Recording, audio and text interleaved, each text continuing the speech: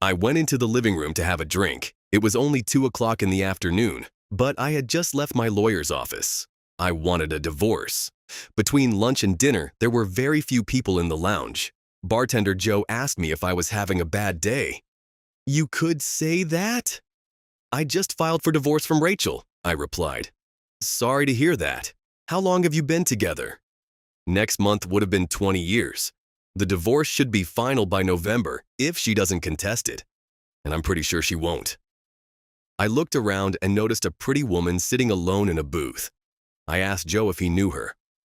"Her name's Olivia. Her divorce was finalized today," he said. I decided to walk over and talk to her. Worst case, she'd ask me to leave. "Hi, my name's Ethan. Mind if I join you? I don't think I'd be the best company, and I'm not really looking to meet anyone, if you know what I mean." "I get it. Joe mentioned your divorce was finalized today. I filed mine this afternoon. I figured maybe it'd be nice to talk to someone who gets it." She looked up and studied me for a few seconds. "Sit down, Ethan. I'm Olivia, officially single again after 6 years of marriage. Next month would have been 20 years for me. Want to swap war stories?" I asked. Olivia smiled. I told her I hadn't eaten all day and asked if she wanted to have lunch. We were already drinking, so it seemed like a good idea. I called Joe over, and we each ordered a Reuben sandwich with fries. I also asked him to bring us another round. "Wow, same taste in food. That's a good start," I said. She was pretty, probably early 30s. I'd call her the girl next door type if I were still a kid. The kind you don't pay attention to until you look closer and suddenly can't look away. No heavy makeup, no overdone hair. Some might call her plain. They'd be wrong. She thanked me for sitting with her, said she was feeling really down, but talking helped. She started sharing about herself over lunch. "I was born and raised here. Went to college to become a teacher. Always loved kids. Been teaching elementary school for 8 years now. Dated a little, nothing serious. Until I met Sean. He's my ex now. He sold audio equipment to schools. First time I saw him, something just clicked. Next time he came to campus, he asked me out." She paused and sipped her drink. 6 months later, he proposed. Life was normal. I worked at school. He traveled for work. He'd be gone a couple of days here and there. We went to movies, dancing sometimes, even though I've never been much of a dancer. He wanted kids, so we tried. After a while, I saw a specialist. She said I could have children, but it would be hard. My body just makes it complicated. I even tried medication, but nothing. And Sean started getting frustrated. She looked down at her fries. I suggested adoption. He said he didn't want someone else's kid. He wanted his own. But me? I love kids. I'm around them all day. I didn't feel the void he did. Home was where I got a break from the classroom noise. Sure, I would have liked to have kids with Sean, but I wasn't empty without them. She sighed. Then last year he came home and said we needed to talk. I knew it was bad. Turns out he was sleeping with his secretary. She was pregnant. He told me he still loved me, but he was having a child with someone else. I didn't say anything. Just let her speak. The first thing I thought? That poor baby. Because Sean, he's selfish. And disloyal. And that kid. They'll have a father who'll cheat the second it's inconvenient. We argued. I told him to go raise his baby with his girlfriend. He's not my problem anymore. I know you care about her. Otherwise, you wouldn't have introduced her to us, Haley said, nudging me at the dinner table. She was right. I did care about Olivia. Okay, yes, I admitted. I do have 2 tickets for a holiday cruise. I was planning to ask Olivia after the divorce was finalized next week, but a certain young lady let the cat out of the bag. I looked over at Olivia, who smiled warmly. "Yes, I'll go." She interrupted before I could finish. "I'd love to go on a cruise with you." She turned to Haley and added, "And you're absolutely right. A woman needs time to plan, so don't be too hard on her." Her sincerity caught me off guard. It meant something. Everything about her did. The following week, my divorce was finalized. No sadness, no doubt. It felt like stepping out from under a dark cloud I hadn't realized was there. That same day, I asked Olivia if she wanted to celebrate. She said yes and suggested a new nightclub that had opened nearby. She'd heard about it from some of the other teachers at her school. They said it had a fun, Vegas-style show with celebrity and female impersonators. I'd never told Olivia the full details of my divorce. Part of me hoped we wouldn't be walking into something awkward. She was excited, though, so I said we could check it out. That night, I knocked on her door and just stood there for a second when she opened it. She looked stunning.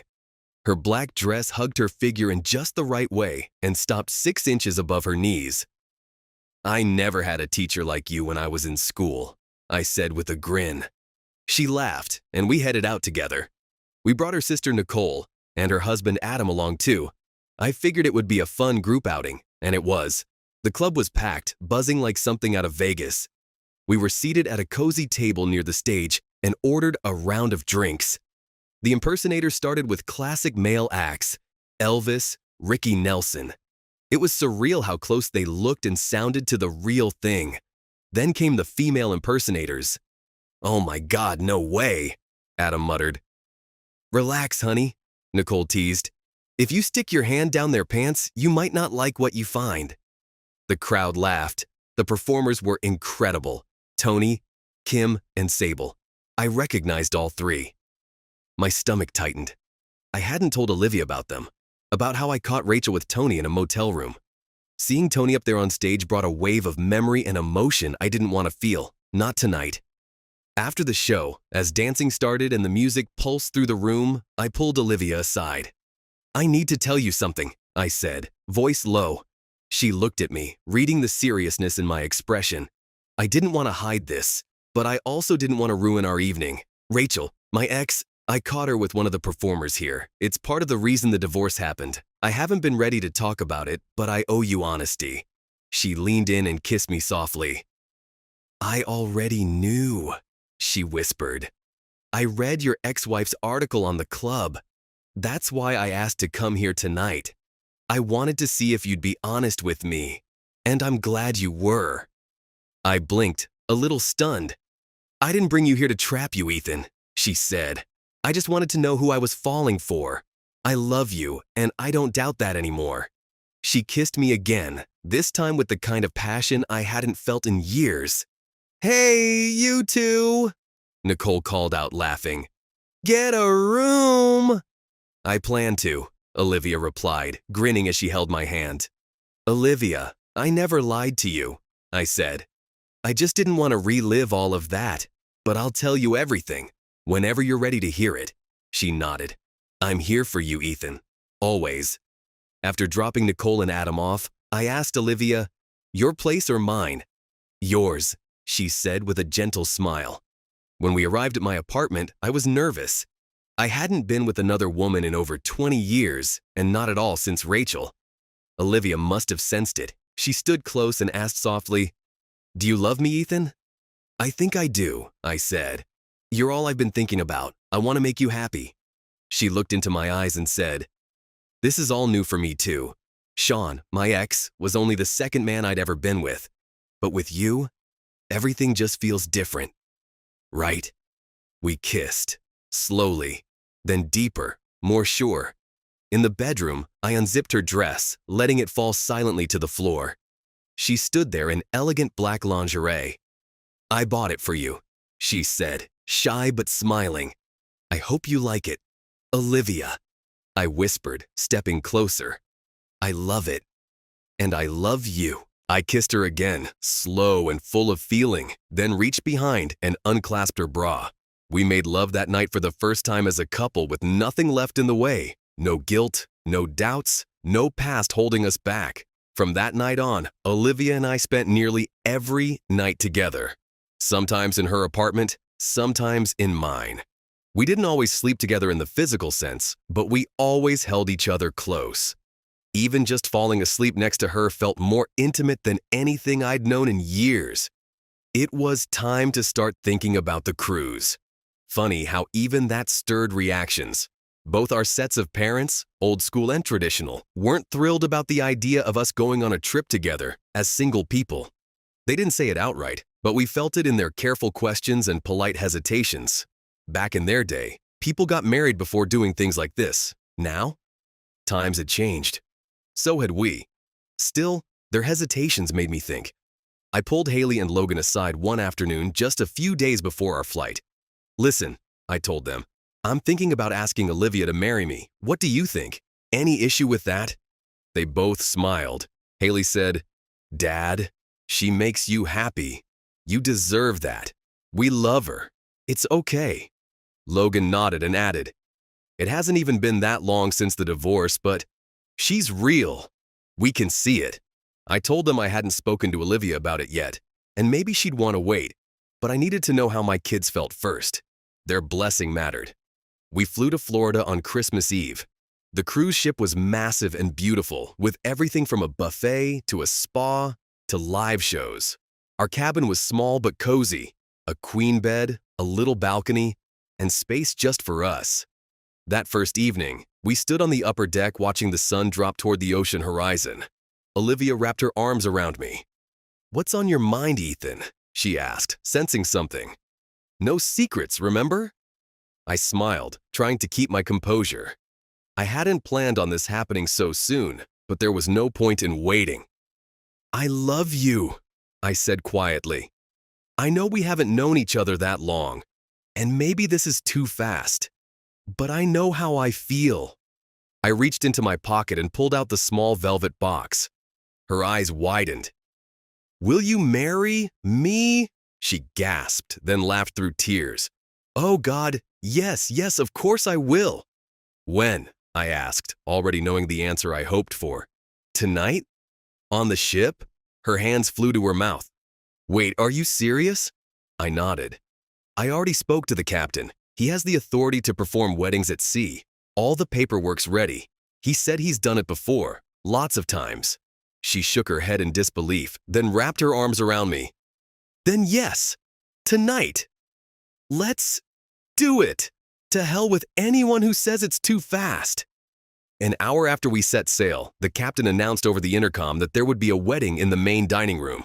The place was full of strangers, but everyone loves a love story. Olivia wore a blue dress she'd packed for New Year's Eve.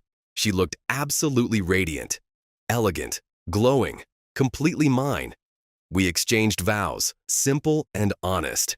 When we said, I do, the room erupted in cheers and applause. Afterward, we made calls. Our parents, Haley and Logan, Sandy and Adam, everyone cried on the phone. It was perfect. Later, we went to one of the bars and danced. The captain let us go first at the buffet. We were treated like royalty. During the cruise, we explored 3 tropical islands, ate incredible meals, and danced every night. Every day, we made love like it was the first time again. It wasn't just a trip. It was a beginning, a reset on life. New Year's Eve was magical, but honestly, we'd spent the entire week celebrating, and when that clock struck midnight, we toasted to more than a new year.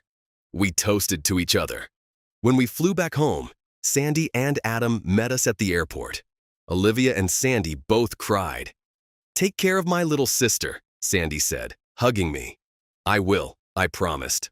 Always. I wanted to be home with Olivia. That's all I could think about anymore, just being near her. One day I came home and noticed something different. She looked at me differently. It wasn't fear or sadness, but it wasn't pure joy either. I couldn't place it. Okay, I said, setting down my keys. What is it? I don't recognize that look. Did I do something wrong? She gave me a long look, one I'll never forget, and simply said, You tell me, Ethan. You got me pregnant. There were tears in her eyes, but she wasn't crying, just glowing. What? Wait, what? I blinked like an idiot. When? How? I mean, I thought you said you couldn't have kids? I thought I couldn't, she said softly, coming closer. The doctor said it would be very difficult due to my condition. Not impossible, just unlikely. But here we are. I sat down hard. I must have looked like I'd just been hit by lightning. You're pregnant. She nodded. About 3 months now. Probably happened during the honeymoon. I mean, we weren't exactly restrained, she added with a little smile. I was still trying to process it when she said, So, are you happy or angry? You still look kind of stunned. I stood up, pulled her close and hugged her as tight as I could. Happy doesn't even begin to cover it. Then she dropped the second bomb. Oh, and Ethan, We're having twins. Twins? She nodded again, laughing now through her tears. Doctor confirmed it this morning. We're having two. I nearly sat down again. 6 more months. That's when they'd arrive. We decided we could stay in the apartment for now, but we definitely need to start house hunting soon. We spent that whole evening curled up on the couch, talking through everything. Cribs, names, daycare, work schedules. We agreed that after the babies were born, I'd get a vasectomy. 2 would be more than enough, and Olivia wouldn't have to worry about birth control anymore. It felt responsible. It felt right. I was going to be a dad again, and this time I got to do it with someone who truly loved me for who I was, not just what I could provide. In the weeks after our honeymoon, we'd each gotten updates on people from our past lives. Olivia had talked to her sister Nicole, who told her that Sean, her ex, had married the secretary he cheated with. They rushed the wedding before the baby was born, but when the child arrived, it was clearly biracial, either Puerto Rican or Mexican. Sean wasn't. Now he was trying to get an annulment, but the woman was fighting it. As for Rachel, Haley and Logan told me she was doing okay. She still worked at the magazine. She dated occasionally, but never introduced anyone to the kids. They got along with her better these days. I think that night when Olivia and I went to the club, the night we saw Tony, Kim, and Sable, Rachel was there too. Haley said it hit their mom hard. Seeing me happy, seeing what she'd lost, she cried afterward. Maybe it finally hit her what she threw away. Rachel and Amber were no longer friends. Haley said her mom blamed Amber for everything that happened, probably not entirely unfairly. Amber had apparently left the country and moved to Amsterdam. No one had heard from her since. As for us, Olivia and I couldn't have been happier. After the twins were born, she planned to take a short leave from teaching, then go back part-time. Between our parents and Nicole, we had 2 grandmothers eager to help babysit. Maybe too eager. Sometimes, I still think about the day I walked into that lounge just to get a drink after leaving my lawyer's office. I had no idea that the woman sitting alone in the booth across the room would become my wife, the mother of my children, my second chance. Funny how life works. You think it's over. Then, out of nowhere, it begins again. Every so often, Olivia and I go back to that same lounge, same booth, same Reuben sandwich with fries, and every time, we look at each other, hold hands, and smile. Because life, real life, is beautiful when you have someone to share it with. I'm getting a divorce, moving out by the end of the week, Olivia said, her tone flat but defiant. He tried to hug me before I left. I told him to keep his filthy hands off me and shoved him away. That night, she stayed at her parents' house. Early the next morning, her dad went with her to collect her belongings. Everything else had to be sorted through the court, she continued. We owed about as much as we owned. He was always showing off. Spent most of his money, and a little of mine, too. She'd managed to keep her car in the savings she'd set aside before they got married. So yeah, I basically started over. Rented a nice place, got the furniture I liked, clean slate. He's a goat, I muttered. What? She asked, eyes wide with amusement. Your ex? He's a damn idiot. Had a smart, beautiful woman who works with kids and threw it all away. If you don't mind me saying, quite attractive, too. She blushed a little, smiling despite herself. Thank you. He only thought about himself.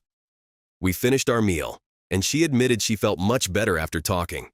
I hadn't even shared my own story. I told her I'd save that for next time, if she wanted to hear it. I'd had 2 drinks, but I wasn't sure how many Olivia had downed before I arrived. She seemed steady, but just to be safe, I offered to drive her home. Ethan, that's sweet, she said, but I'm not really ready. I cut her off gently. I'm just going to get you home. In your car, make sure you're safe. I'll call a cab to bring me back here and pick up my car. I promise, no agenda, just making sure you're okay. You can ask Joe, I added with a grin. I'm not a creep, just a decent guy. She hesitated, then nodded. Okay. I helped her up and walked her to the parking lot. She wasn't drunk, but I wasn't taking chances. When she sat in the passenger seat, her skirt rode up, revealing a long stretch of leg. I looked away quickly, not wanting to ruin the trust. After getting her home, I walked her to the door. I'd already called the taxi to meet me there. At the door, she thanked me again for being thoughtful. I asked if she had any leads on apartments. I was moving soon. Her building had a mix of owned and rental condos, and she said she'd ask around. Most are 2 or 3 bedrooms, she said. Mine's a 2-bedroom. It's quiet, clean. You'd like it. As the cab pulled up, she handed me her keys and I gave them back one by one. Apartment, car. I asked for her number and she smiled as she gave it to me. We said our goodbyes and I headed home, not knowing the storm that was about to hit me. See, there's a lot of stuff I probably won't ever tell Olivia. Rachel, my wife, and I met right after I got out of community college. I had just completed a 2-year course to become a damage surveyor. She was involved in a fender bender, and I stopped by her office to assess the damage to her car. I worked for an insurance company that handled a lot of low-end claims. We'd either direct customers to one of our repair shops or just cut them a check if they wanted to go elsewhere.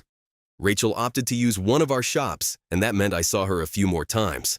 Her car needed work, but her body didn't, as they say. I was immediately drawn to her. She worked for a small local newspaper, wrote obits, classifieds, even took some photos. I asked her out, and she said yes. We hit it off fast. The first time we slept together? Amazing. We were married less than 7 months later. Within 2 years, we had 2 kids.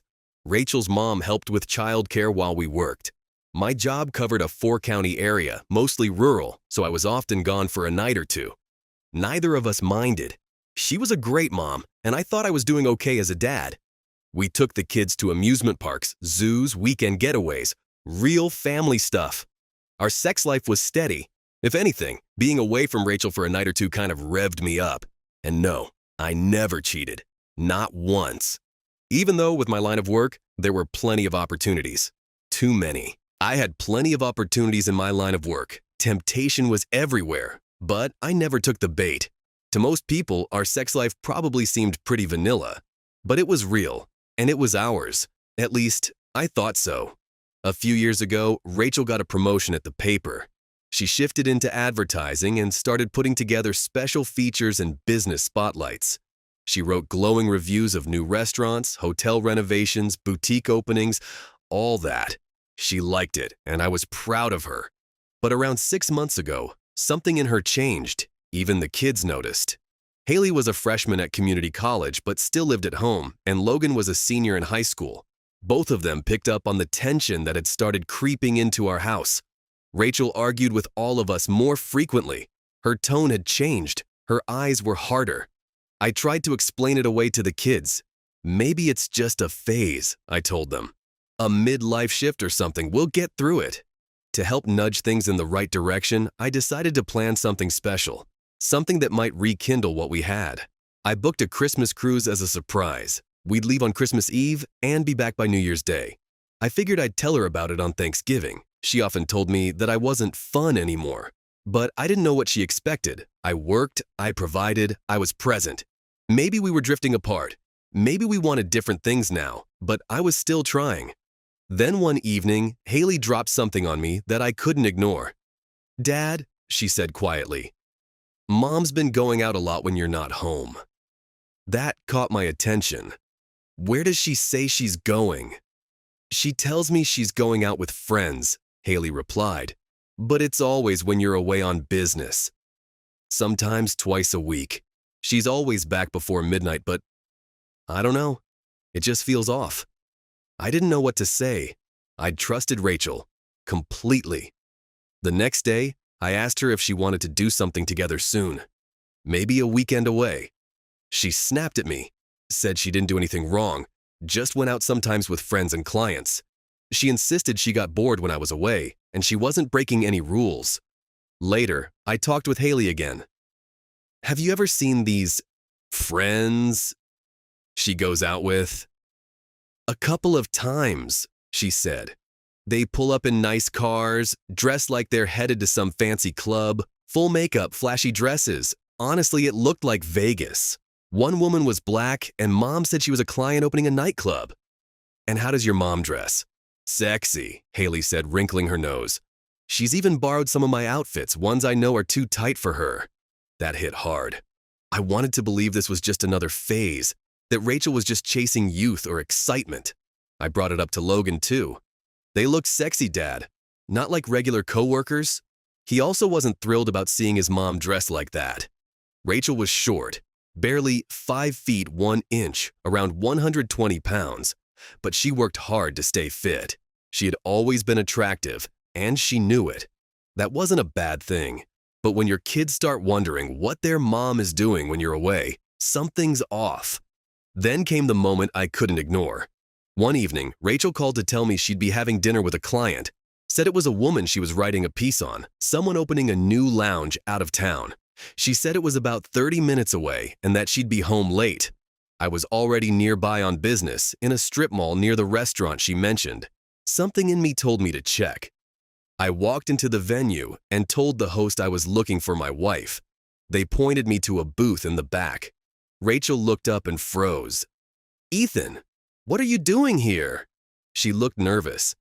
Sitting across from her was a woman who looked like she stepped out of a fashion magazine. Tall, elegant, the kind of woman who knew the power she held in a room. "This is a business dinner," Rachel added quickly. "Ethan, this is Tony. She's my client. Tony, this is my husband, Ethan." Tony offered her hand, but her smile was cool and detached. I shook it briefly. "Pleasure," I said, although my voice betrayed how little I meant it. Rachel looked flustered. "Tony and I are discussing the launch of her new nightclub. It's part of a series I'm writing." "Sure," I said flatly. I didn't raise my voice. I didn't make a scene. But in that moment, something inside me shifted. That icy little crack of suspicion? It was starting to spread. Over the next few weeks, things started to unravel in small but telling ways.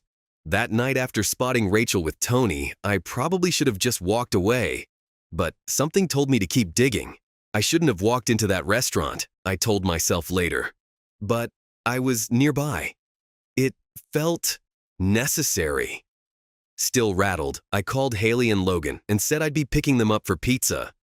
"Mom's having dinner with a client," I said casually. "Let's grab a bite." I didn't want to explain everything, just enough to keep things normal. During dinner, I told them I'd met their mom's friend, Tony. I described her. Polished, glamorous, like someone who'd be more at home in a fashion magazine than a casual dinner. They nodded knowingly, validating what they'd already told me. "She's opening a new club," I said. "Your mom might be writing something on it like a feature or a profile." They were relieved I wasn't completely in the dark. We had a good night just talking about school, exams, little things that made us feel like a normal family again. But when Rachel got home later that night, she wasn't happy. "You humiliated me!" she snapped, slamming her purse down. "You embarrassed me in front of a client, Ethan." I blinked. "All I did was say hi to my wife." "You nearly cost me the story," she hissed. "I need exclusivity. I need trust." I didn't argue. When she got like this, there was no winning. But her anger made me think. What was she really hiding? Was it just about journalism? Or something more? The thought that crossed my mind was unexpected and unsettling. Was it possible she was involved with a woman? She'd never made a single comment that hinted at being attracted to women. But the secrecy, the emotional distance, the new friends, the club scene, it started to paint a different picture. I'd seen films with 2 women together, sure, in a fantasy sort of way. But the thought of my wife being with another woman, that hit me differently. It wasn't erotic. It was confusing, sad. She was the mother of my kids. If she cheated on me with a man, I knew I couldn't forgive it. But a woman? I honestly didn't know how I'd respond. In the weeks that followed, Rachel barely spoke to me, except when we absolutely had to coordinate something with the kids. She was pleasant enough during Logan's graduation, but it felt like a performance. Both sets of parents were there. The smiles were thin. The hugs felt rehearsed. What was even stranger, since I saw her with Tony, she hadn't gone out once. Not a single dinner, not a client meeting, Nothing. Neither had I. We were tiptoeing around each other in the same house like ghosts. That silence was more unnerving than any argument. So I created a test. On Wednesday, I told Rachel I'd be spending Friday night out of town. Business trip, quick overnight, back Saturday morning. She didn't question it, just nodded and went to work. I wasn't going anywhere. I just wanted to see what she'd do. At 8 p.m. Friday, I called home. Logan picked up. "Hey, Dad. Yeah, Mom left. Her friend came by, picked her up, said they're headed to a party in Harrington." I knew that party. I knew the club. It wasn't the kind of place Mom should be at. I drove there. The parking lot was full. Inside, it was packed. Loud music, flashing lights, the scent of smoke and cologne. Most of the crowd was young, dressed like they were on a runway or straight out of a punk concert. Piercings everywhere. The air was electric. I needed to blend in. I walked upstairs to the balcony level and ordered a drink. A woman approached. Tall, glossy lipstick, very forward. She might have worked there or maybe she didn't. Either way, her presence gave me cover. I bought her a drink, mostly soda, judging by the taste, and one for myself. She chatted casually, but I barely heard a word. My eyes scanned the crowd below. And there she was, Rachel, sitting with Amber. Amber, who she claimed she no longer talked to. Amber, who was accused in her divorce of running something far shadier than a bar. Rachel once told me she had no clue about that side of Amber's life. Claimed she cut her off. But here they were, laughing, drinks in hand, dressed to kill. She looked like a stranger. I remembered what Rachel had once told me. Something about how her clients were eclectic, forward, and artistic. That might have explained Tony. But that night, in the club with two other women, one of them clearly Tony, the other an elegant Asian woman, I realized I wasn't just witnessing eccentricity. I was watching my wife slip into a life I didn't recognize. Tony was holding Rachel's hand. Her other hand rested casually on Rachel's hip as if it belonged there. It was intimate. It was practiced. Not a joke, not a slip. This was real. I stayed far enough away to avoid notice, but close enough to study the scene unfolding in front of me. Tony was tall, taller than Rachel by a good bit, but she also wore high heels. Then again, at just 5 feet 1 inch, almost every woman towered over Rachel.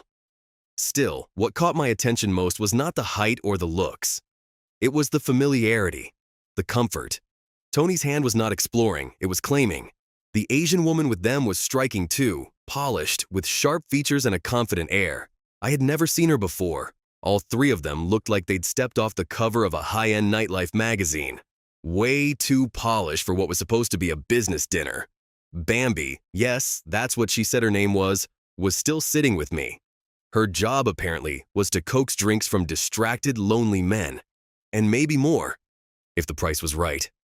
She leaned into me, placed her hand on my thigh, and whispered, "You don't seem all that into this. Something else got your attention?" I nodded toward the balcony rail where I had just seen Rachel and her friends. "That your thing?" she asked, eyebrows raised. "I can arrange that too." "No," I said, shaking my head. "Bad day. I'll come back another time." I handed her a $20 bill. "For the drinks." She smiled. "You're not like the usual guys here." I stood, made my way downstairs, and slipped out quietly behind Rachel and the others. They were already in the parking lot. Rachel got into a car with Tony. Lisa and the Asian woman took another vehicle. I trailed behind, keeping my distance. A few minutes later, both cars pulled into a motel about a mile down the road. They didn't stop at the front desk, which told me they'd either booked online or had the keys already. Probably prepaid. I considered walking away, but I didn't. Instead, I walked inside and approached the desk. The man behind the counter wore a plastic smile. "Evening," he said. "Hi," I replied, pretending calm. "I think my wife, Rachel Walker, might have booked us a room here. She tends to forget details like that. And I just got into town." He typed into the computer. "Walker? Yep, reservation made this morning. Room 421. 2 guests." Bingo. "She didn't leave a key for me by chance?" He asked for my ID. I handed it over. "She didn't," he said after checking. but I can print a copy for $5. I handed him a 5. Thanks. I'll make her pay me back. He laughed. My wife forgets stuff too. Room 421, a suite. My wife paid for this. No business, no interviews, just secrecy. It had been nearly 20 minutes since they arrived. I walked slowly, keycard in hand. What was I going to find behind that door? I already knew the answer. Deep down, I knew, but I had to see it with my own eyes. The suite was messy, clothes everywhere, Rachel's dress, her underwear, new, sexy, not the kind she wore for me.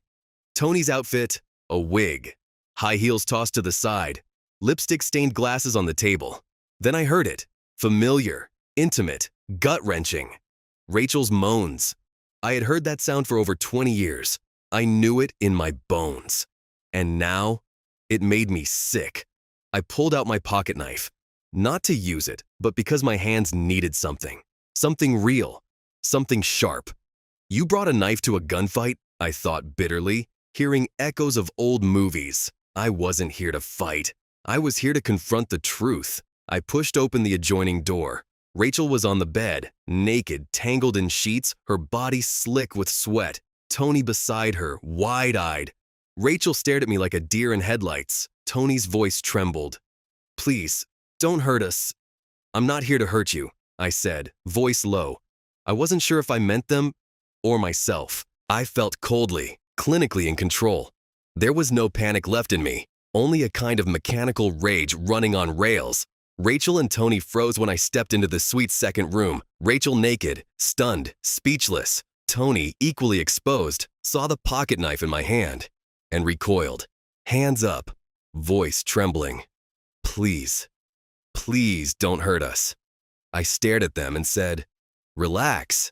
If I wanted to hurt anyone, you'd already be bleeding. Rachel found her voice. You don't have to do this, Ethan, not in front of you. You lost the right to tell me what to do when you climbed into that bed, I snapped. Tony sat there, tense, terrified. I pointed at the bed. Go ahead. Show me what you two are so desperate to do that you'd throw away a 20-year marriage for it. Tony looked to Rachel, then to me again, unsure whether to move or plead. I didn't care. I wasn't there to watch a show. I was there to crush the illusion that my life was still what I thought it was.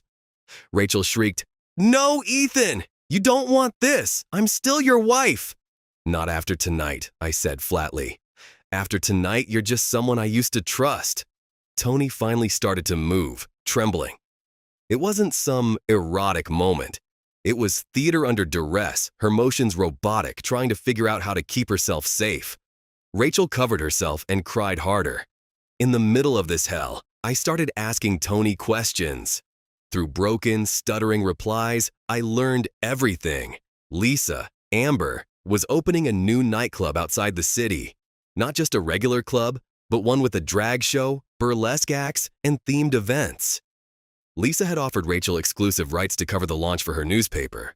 That was the hook. Rachel had been invited to meet 3 female impersonators.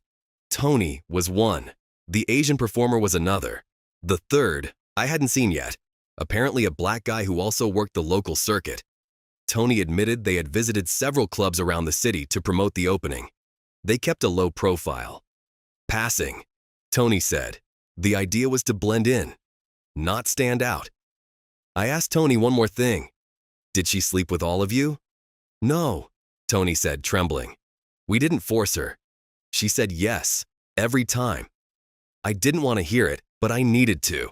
I took photos with my phone, every humiliating, degrading, heartbreaking angle I could frame.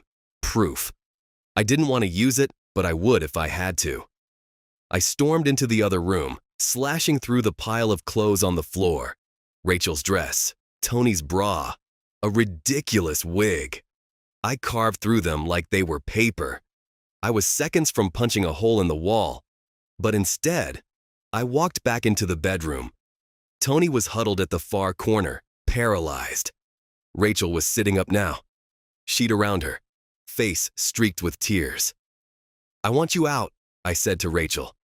Don't come home tonight. I'm leaving in the morning, and when I do, I'm calling a lawyer. She stared blankly, didn't argue. She got up and staggered to the bathroom. I heard her vomit.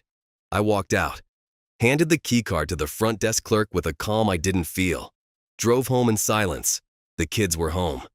Haley and Logan met me at the door with expectant faces. They could tell something was wrong.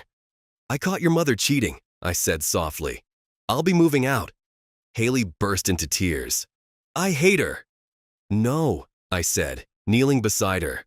"Don't hate her. She's still your mom. Hate what she did. But she always loved you. That doesn't change." Logan, trying to stay strong, asked, "Where are you going?" "To your grandparents, for now, until I find a place. You'll stay here with her. You're both almost adults. Just remember, I'm always here. Nothing about that changes." They both nodded, eyes filled with pain and confusion. I packed that night, just a few suitcases of clothes and personal things. Haley made me breakfast the next morning, even though we barely spoke. It was a quiet goodbye. Rachel didn't come home that night. She must have been too ashamed or too scared. Later, Haley called me. "Some guy dropped Mom off today," she said. "It was the same car the woman had yesterday." I didn't have the heart to tell her that the guy and the woman were the same person. On Monday, I went to see Mark Reynolds, my old friend and attorney. I laid everything out. I told him I didn't want to go scorched earth. For the kids' sake, I'd file under irreconcilable differences. But if Rachel tried to fight it, I'd file for adultery and name names. Mark nodded and got to work. I gave him the photos from the motel, every last one of them. I made multiple copies. Mark filed the papers, had them served to Rachel at work on Friday. She tried to call, again and again. I didn't pick up.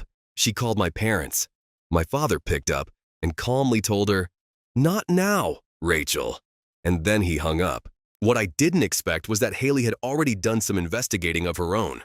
She came to me, serious as ever, and said, "Dad, I think Mom's old friend Amber is back in town. She's opening some kind of nightclub, and there are rumors it features female impersonators. I think that might be who Mom's been seeing." I almost laughed, not because it was funny, but because it confirmed just how sharp this girl really was. She looked straight at me and said, "You knew already, didn't you?" "You caught her." I nodded slowly. "I did, but I think it's best if you talk to your mom about everything else." Haley shook her head and said Mom wouldn't tell her or Logan anything. It always ended in an argument. Rachel would retreat to her room and cry, claiming she didn't deserve what was happening. Meanwhile, Mark Reynolds, my lawyer, had already frozen our joint accounts. Neither of us could access them anymore, which was good. I had my own credit card, and I was sure Rachel did too. Most of our bills were set to autopay from that account anyway. They'd get covered for a while. It gave us a buffer before the paperwork was finalized. The day Rachel got the divorce papers was the same day I'd met Olivia in the lounge. Strange how timing works. But that evening, I knew I had to return to the house for one final conversation. She should have received everything by then. I didn't want to argue. I just wanted closure. I called ahead. Rachel answered. "I'm coming over," I said. One last talk. I knocked anyway. She opened the door. "It's still your house," she said quietly. "You could have just come in." I figured knocking was more respectful now. She looked strained. Her eyes were red. "I got the papers. I can't believe you included the photos," she muttered as I stepped inside. "I want to know if you're going to sign them," I said. "Or are we going to drag this out?" "You never gave me a chance to explain, Ethan," she said quickly. "We can fix this. I know we can. I love you." There were tears in her voice, but I didn't flinch. Number. "You don't love me any more than you love the moon. You're just scared of being alone," I said. "But if you want to explain yourself, fine. Let me go first." She opened her mouth, but I held up my hand. "You cheated, not because you were coerced, not because of some emotional void. You made a choice. This all started back when you told me you didn't know anything about Amber and her little secrets. Word around town is you enjoyed yourself back then." "Who told you that?" Rachel asked, voice suddenly nervous. "No one," I said coolly. "But I figured I'd say it to see how you'd react." Her face fell. "I don't care anymore. Amber came back, and you saw a second chance to get wild. Only this time you got caught. I believe you were writing an article about the new club, sure. But being with Tony? That wasn't part of the job. If anyone saw you, you'd just say they were clients. Convenient, isn't it? She was trembling now, silent. I gave you a good life. Maybe it wasn't perfect, but we had love. At least I thought we did. And instead of facing what we needed to fix, you took risks. Big ones, stupid ones. And now you want me to pity you? Please, Ethan, she said, her voice cracking. Let me talk. I'm sorry. I know I was wrong. But I can change. I want to make things right. Haley told me you booked a holiday cruise. Let's go. Let's start over. I almost laughed at the desperation. Yeah, I booked the cruise. And I'll go. But not with you. As far as I'm concerned, you're a stranger now. She started crying harder. I want you to sign the divorce papers. This marriage is over. If you don't, I'll refile for adultery, name everyone involved, and submit every photo. This is a no-fault state, so technically everything is split 50-50. But I'll fight like hell to make sure people know exactly who ruined this. I'm proposing the fair route, I added. You keep the house. I get half the savings. I'll take only what belongs to me. The rest, I don't want it. I don't want anything that reminds me of you. She was quiet. I'm giving you 2 days. That's it. If Mark doesn't have your signed paperwork by then, we go scorched earth. I'll publish the evidence if I have to. Think about your parents, your friends, your children. They know already, but seeing the truth is different than hearing about it. Then I turned around and walked out the door. Rachel signed the papers the very next day. Mark called me that evening. It's done, he said. She didn't fight. Property division is moving forward. I didn't feel relief, just finality. I was set to receive the majority of our savings, while Rachel would keep the house and all of the furniture. My name was to be removed from our joint checking account and all shared credit cards.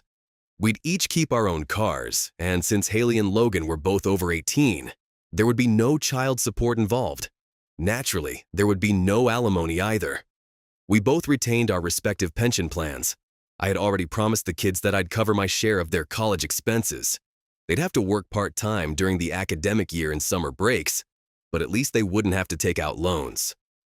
Mark explained everything to Rachel and told her that he'd submit the documents to a judge for approval. He made it clear that if she wanted to, she was welcome to hire her own attorney to review the decree. Rachel declined. She just wanted it over with. Mark told me afterward that she looked defeated. Maybe she thought that after so many years of marriage, I'd give her another chance. She knew I'd always been fair to her, especially when it came to the kids. She probably assumed I'd bend one last time. But trust, once broken, doesn't come back just because someone regrets getting caught. Later, Haley confided in me that Rachel had cried when she found out about the cruise I'd planned. It had been meant for us. A quiet getaway, just the two of us, now that the house was finally empty. She realized, maybe too late, that she'd pushed things too far this time, and I had evidence. There was no let's talk about this anymore. When Mark returned from the judge's office, he told me I could collect my personal belongings. He even asked Rachel if she wanted to be present when I came to get my things. She said no. In fact, she told him she trusted me to take only what was mine. It only took 2 pickup trips. My dad let me store everything in his basement. I didn't have much worth taking. The next day, I got a call that lifted my mood for the first time in weeks. Can I speak to Ethan Walker, please? A woman asked. This is Ethan, I replied. How can I help? This is Olivia Harper. We met last week at the lounge. You asked me to keep an eye out for any apartments in the area. I couldn't believe she was actually calling. My tone shifted completely. Olivia, I'm sorry if I sound off. It's been a hell of a week, but I'm really glad to hear from you. You mentioned apartments. Is there anything open? Actually, yes. A couple of houses down the block. An older couple just moved out. The owners haven't even listed it yet. Are you serious? I asked, already feeling like something in the universe had shifted. Can I swing by in an hour? Would you mind showing me? And let me take you to dinner afterward. She agreed.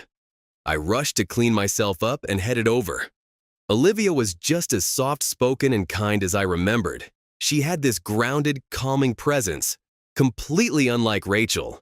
We visited the apartment together. 2 bedrooms, decent size, already had a stove and fridge, even a microwave. Clean, simple, comfortable, perfect. The agent showed up shortly after. I told him I'd take it. Move-in date would be next weekend once the cleaning crew was finished. It was a 6-month lease to start, month to month after that. I handed over the deposit and first month's rent without hesitation. That night I took Olivia to Red Lobster.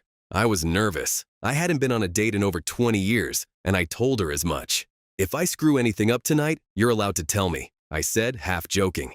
She laughed, easy and open, and told me she appreciated my honesty. I told her a little about myself, where I worked, the kids, the divorce. I kept the details vague. I mentioned the infidelity, that I had proof, but not the part about Tony or the motel. She listened. No judgment, no gasps, just quiet understanding.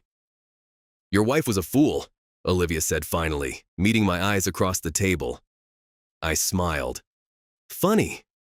I remember saying something like that about your ex-husband." We both laughed. There was something real there, an ease I hadn't felt in years. After dinner, I walked her home. I didn't want the night to end. "Thank you, Olivia, for everything," I said at her door. "I'd really like to see you again." "You will," she said with a warm smile. "After this weekend, we'll be neighbors." I took her hands and smiled. "See you Saturday." I didn't want to let go. Saturday came, and I started moving furniture into the new apartment, but my thoughts were already ahead about what this next chapter might look like and who I might be sharing it with. I hauled the bedroom setup from the basement, along with a few other essentials. Dad and I were halfway through carrying the dresser when Olivia showed up at the front door. "Need a hand?" she asked, smiling. "My car's packed with kitchen stuff. My mom insisted I take a bunch of it."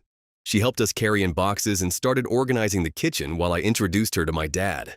"Nice to meet you, Olivia," he said with a kind smile. We made another trip for the rest of the living room furniture. Olivia rode with me this time, and when we arrived at my parents' place, Mom was pleasantly surprised to meet her. I told her Olivia had found me the apartment and that we were neighbors now. Mom raised an eyebrow, but her smile said she approved. After everything was unloaded and my things were more or less in place, Dad headed home. I turned to Olivia and asked, "Can I take you out to dinner again to thank you for all your help?" "Can we go back to where we first met?" she asked. "And maybe order another Reuben sandwich?" That made me smile. Perfect idea. We went back to the lounge. Joe gave us a wave as we walked in. It was a little busier than before, with that late afternoon crowd easing in. We ordered drinks and caught up while we waited on our food. Olivia opened up more this time. She told me about her older sister, how close they were. "I told her about you," she said, sipping her drink. "She couldn't believe I let you drive me home. Now she's demanding to meet you." "She's probably just being protective," I said. "You told her I'm getting a divorce?" "Yes, and she just about lost it. Thought I was being reckless." We laughed about it, and the evening moved at that perfect slow pace I was starting to love with her. When we got back to her place, we stood at the door again, like we had before. This time, I leaned in and kissed her softly. Just a gentle, careful moment I'd been waiting for since that first day. "Sorry," I said, "but I've wanted to do that for a while now." She didn't pull away, just looked at me and said, "Good night, Ethan. And don't forget, you're meeting my sister next week, or she'll come looking for you." I grinned and said goodnight, heading to my apartment across the way. That night was my first in the new place. Quiet, calm, and, despite everything, peaceful. The next day I went to my parents' house for dinner. They asked if I'd heard from Rachel. I told them no, and that I was just waiting out the final stretch of the divorce. Mom asked about Olivia. I shared what I knew so far, just the basics, and Mom gave me that "I like her already" look. I waited a few days before calling Olivia again. I didn't want to seem pushy. When I did, she invited me over for dinner. "Spaghetti night," she said. Of course I said yes. We ate on TV trays, watched a movie on her couch. It was simple, and it felt good. No pressure, just comfort. Before I left, I kissed her again. This time more gently than the first, but with the same intent. On Saturday, we went to meet her sister, Nicole. I was a little nervous. I had no idea what kind of grilling I'd get. Nicole made us dinner, and I met her husband, Adam, and their 2 teenagers. They asked questions, where I worked, what college I'd gone to, what my kids were studying. I told them about Haley and Logan, how proud I was of them both. Later, while Adam and I had coffee in the living room, Nicole seemed to ease up. On the way home, Olivia said, "Good news, she approves." We both laughed. That night, I kissed Olivia again, this time more sincerely. I told her how much I enjoyed being around her. "Ethan," she said, "I like spending time with you too. And I don't mind dating you. But I won't sleep with you until your divorce is final." I respected that completely. "That's fair," I said. "Honestly, just being with you is more than enough for me right now." We fell into a rhythm. Dinner together at least twice a week, weekends with each other's parents. It was real, steady, something I hadn't realized I missed until it was back. A week before the divorce was finalized, I introduced Olivia to Haley and Logan. We went out for pizza. I told them not to mention their mom. I didn't want to hear about Rachel anymore. The kids were amazing. They welcomed Olivia with open arms. Haley asked her a million questions, and Logan, though more reserved, seemed to approve. Then Haley surprised us. "Are you going on the cruise with Dad?" she asked Olivia. "He's got tickets for Christmas Eve through New Year's." I blinked. I hadn't told Olivia about the cruise yet. She looked equally surprised. "Oh? She's a woman, Dad," Haley said. "She needs time to plan her wardrobe." Olivia laughed nervously, and I just sat there stunned, realizing I might have just been handed the perfect way to start a whole new chapter.